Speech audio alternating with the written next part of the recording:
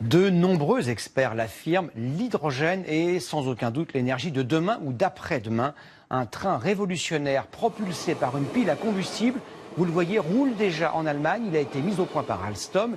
Il vaut à peine plus cher qu'une motrice diesel. Il roule à 140 km/h et ne rejette évidemment aucun gaz polluant.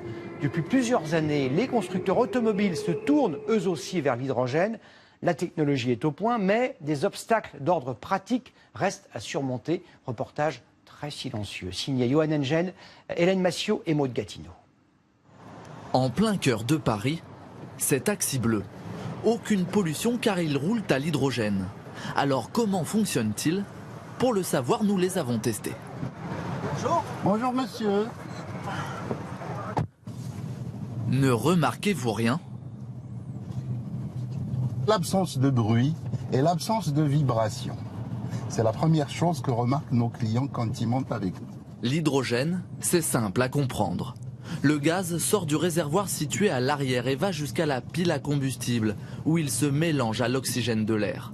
Cette réaction crée de l'électricité qui alimente le moteur, n'en ressort par le pot d'échappement que de la vapeur d'eau. Mais alors, pour l'usager, quelle différence avec la voiture électrique classique à batterie? Nous allons nous en rendre compte à cette station. Voilà, c'est parti. On ne change pas nos habitudes de conducteurs qui roulaient avant à l'essence ou au diesel. Là, ça a pris 2-3 minutes. 50 € le plein pour la voiture à hydrogène. 3 minutes de recharge pour 550 km d'autonomie. Beaucoup mieux que les performances actuelles de la voiture électrique. De 1 à 24 heures de recharge en fonction des bornes, pour 300 km maximum d'autonomie.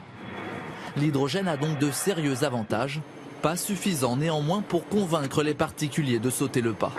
Aujourd'hui, nous avons deux freins principaux au développement de la mobilité hydrogène. Un premier frein, c'est le prix de la pile à combustible qui amène à avoir des véhicules à plus de 70 000 €.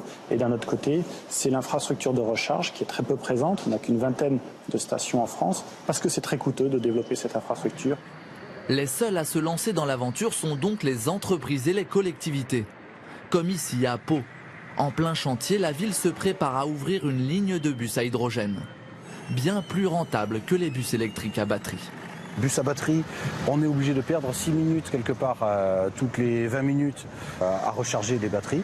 Avec le bus à hydrogène, on arrive au terminus, on peut repartir tout de suite. C'est une première en France et ce choix a un coût. 13,5 millions d'euros pour 8 bus et une station-service.